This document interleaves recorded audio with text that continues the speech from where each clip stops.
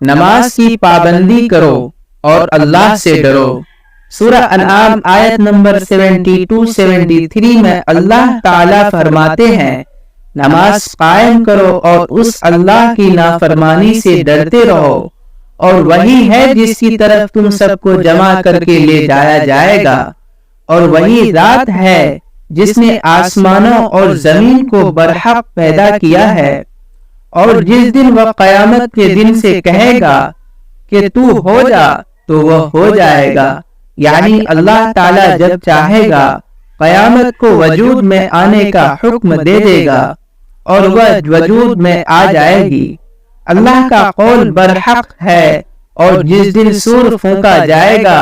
اس دن بادشاہی اسی کی ہوگی، وہ غائب و حاضر ہر چیز کو جاننے والا ہے، اور وہی بڑی حکمت والا پوری طرح